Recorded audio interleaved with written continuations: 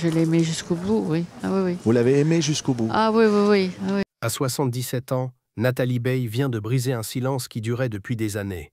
L'actrice, connue pour sa discrétion légendaire, a décidé de parler de lui, de Johnny, de cet homme qui a marqué sa vie d'une empreinte indélébile, qui lui a donné sa fille Laura et dont la disparition continue de résonner dans le cœur de millions de Français. Ce qu'elle révèle aujourd'hui va bien au-delà de ce que le public imaginait. Derrière les paillettes, les concerts et les magazines People se cache une histoire d'amour authentique, des regrets et des vérités qui n'avaient jamais été dites. Tout commence en 1982. D'une manière plutôt cocasse, Nathalie Baye, déjà reconnue pour son talent au cinéma, accepte de participer à un sketch avec Johnny Hallyday pour une émission télévisée. Elle arrive à l'heure, professionnelle comme toujours, prête à répéter. Mais Johnny, lui, se fait attendre. 1 heure passe, puis 2. La jeune actrice commence à bouillir intérieurement. Comment peut-on manquer de respect à ce point? Finalement, ce n'est pas Johnny qui se présente, mais un de ses assistants, envoyé pour répéter à sa place. L'audace du geste laisse Nathalie sans voix. Elle est furieuse, outrée même. Pourtant, quand Johnny finit par arriver, tout bascule. Il y a quelque chose dans son regard, dans sa présence, qui la désarme complètement. Ce rocker arrogant cache en réalité une sensibilité qu'elle n'attendait pas. Le lendemain, une limousine l'attend devant chez elle. Johnny veut se faire pardonner et surtout, il veut la revoir. C'est le début d'une histoire qui va transformer leur vie. Entre 1982 et 1986, Nathalie découvre un Johnny que personne ne connaît vraiment. Loin des projecteurs et des stades remplis, il se révèle être un homme profondément sensible, presque vulnérable. Contrairement à l'image du bad boy qu'il cultive sur scène, Johnny est quelqu'un de simple dans l'intimité. Il adore rester à la maison, regarder des films à la télévision, partager des moments tranquilles. Nathalie raconte qu'il était intelligent, curieux, capable de discussions profondes sur des sujets qui n'avaient rien à voir avec la musique. Elle découvre un homme qui doute, qui cherche constamment l'approbation, qui a besoin d'être rassuré. Cette dualité la fascine. Sur scène, c'est une bête de spectacle qui électrise les foules. Dans leur appartement parisien, c'est un homme qui préfère le calme et la douceur. Nathalie tombe amoureuse de cette version cachée de Johnny, celle que peu de gens ont eu la chance de connaître. Elle comprend que derrière la légende se cache un être fragile, marqué par une enfance difficile et une quête incessante d'amour. Le 15 novembre 1983, leur fille Laura vient au monde. Pour Johnny, c'est un bouleversement total. Il est plus mature, plus présent. Il veut être un meilleur père. Jean-Jacques Goldman, son ami et auteur de nombreux tubes, lui écrit une chanson magnifique intitulée « Laura ». Les paroles résonnent comme une promesse d'amour éternel à cette petite fille qui vient d'entrer dans sa vie. À ce moment-là, Johnny a tout ce qu'un homme peut désirer. Il est au sommet de sa carrière, il vit avec une femme qu'il aime profondément. Et il tient dans ses bras ce petit être qui porte ses espoirs. Nathalie se souvient de ces moments comme les plus beaux de leur relation. Johnny était transformé par la paternité. Il passait des heures à observer Laura dormir, à lui parler, à imaginer son avenir. Pourtant, malgré ce bonheur apparent, des fissures commencent à apparaître. Les tournées de Johnny s'enchaînent, les tournages de Nathalie également. Leur vie professionnelle les éloigne géographiquement et émotionnellement. Ils s'aiment, mais ils ne vivent plus ensemble. Ils partagent un appartement, mais rarement en même temps. En 1986, après 4 années intenses, la relation prend fin. Mais contrairement à ce que la presse People aurait pu espérer, il n'y a pas de clash, pas de guerre médiatique,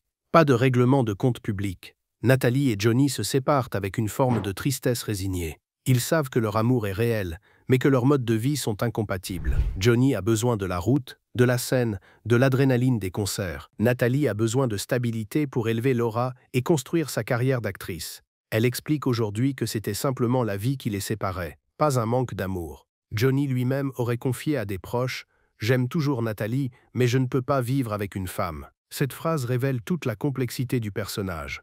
Il n'était pas fait pour la vie de couple traditionnelle, pour les compromis du quotidien, pour la routine domestique. Son univers était celui de la musique, de l'excès, de la liberté absolue. Nathalie l'a compris et accepté, même si cela lui a brisé le cœur. Ce qui surprend le plus dans les révélations récentes de Nathalie, c'est l'intensité des sentiments qu'elle a continué à éprouver pour Johnny jusqu'à sa mort. « Je l'ai aimé jusqu'au bout », confie-t-elle avec une émotion palpable. Après leur séparation, Johnny fait quelque chose d'inhabituel. Il loue un appartement à seulement 200 mètres de celui de Nathalie et Laura. Il veut être proche, disponible, présent dans la vie de sa fille. Pendant des années, ils maintiennent une relation empreinte de respect et d'affection. Ils dînent régulièrement ensemble, discutent de Laura, partagent des souvenirs. Nathalie révèle qu'ils ont dîné ensemble 4 jours seulement avant que Johnny n'annonce publiquement qu'il était atteint d'un cancer. Ce soir-là, elle sentait que quelque chose n'allait pas. Il était différent, plus grave, plus présent aussi. Il lui a parlé de sa vie, de ses regrets, de ce qu'il aurait aimé faire différemment. Quelques jours plus tard, le monde apprenait la terrible nouvelle. Pour Nathalie, c'était le début d'un compte à rebours insupportable. Elle savait qu'elle allait perdre l'homme qu'elle n'avait jamais vraiment cessé d'aimer.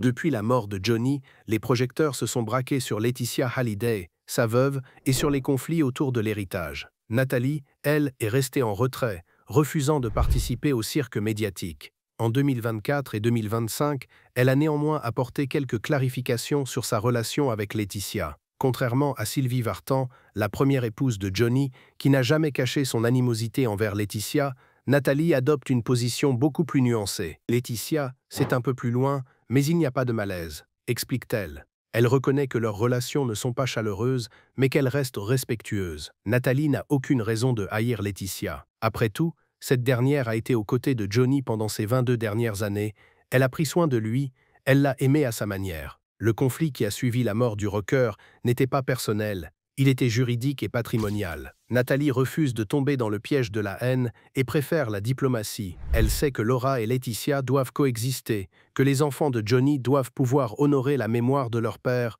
sans être déchirés par des querelles d'adultes. La bataille de l'héritage a pourtant été l'un des moments les plus difficiles pour Nathalie. Quand Johnny est décédé, son testament révèle qu'il lègue tout à Laetitia et à leurs 2 filles, Jade et Joy. David et Laura, ses enfants aînés, ne sont pas mentionnés. Le choc est brutal. Nathalie, qui a toujours évité les médias, se retrouve assaillie de demandes d'interview.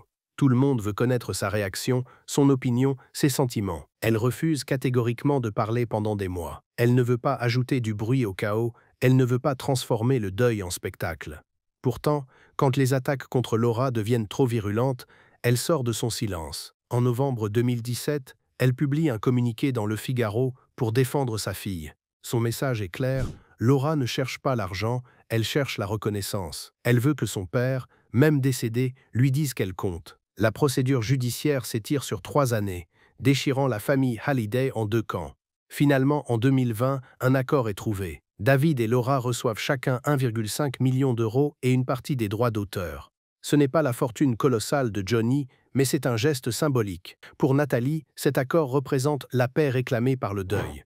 Elle peut enfin tourner la page et permettre à Laura de faire son deuil sereinement. Au-delà des questions d'argent et de conflits familiaux, ce qui compte vraiment pour Nathalie, c'est la relation entre Laura et David. Les 2 enfants de Johnny, issus de mères différentes, ont toujours été proches.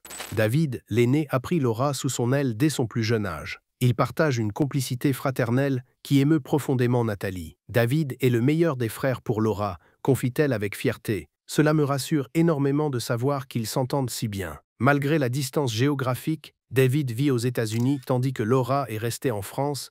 Les 2 partagent des valeurs communes et l'amour de la musique héritée de leur père. Ils ont même travaillé ensemble sur des projets musicaux, rendant hommage à Johnny à leur manière. Pour Nathalie, cette union entre les enfants est le véritable héritage de Johnny. Peu importe l'argent, peu importe les conflits, ce qui compte c'est que ses enfants se soutiennent et perpétuent sa mémoire dans l'harmonie. David et Laura représentent 2 périodes différentes de la vie de Johnny, 2 amours différentes, mais une même filiation. Leur entente prouve que l'amour peut transcender les séparations et les drames familiaux. Les révélations de Nathalie Baye en 2025 apportent un éclairage nouveau sur l'histoire de Johnny Hallyday. Elle nous rappelle qu'au-delà de l'icône, il y avait un homme complexe, capable d'amour profond, mais incapable de s'engager totalement. Elle nous montre aussi que les vraies histoires d'amour ne meurent jamais vraiment, qu'elles continuent de résonner des années après la séparation. Nathalie a choisi l'apaisement plutôt que la vengeance, le silence plutôt que le scandale, la dignité plutôt que l'exposition. Son message est clair, ce qui reste de Johnny, c'est l'amour qu'il a donné et reçu, les enfants qu'il a mis au monde, la musique qu'il a créée. Le reste n'est que bruit et futilité. En parlant aujourd'hui, elle offre au public une dernière image de Johnny, celle d'un homme imparfait mais profondément humain, qui a aimé du mieux qu'il pouvait.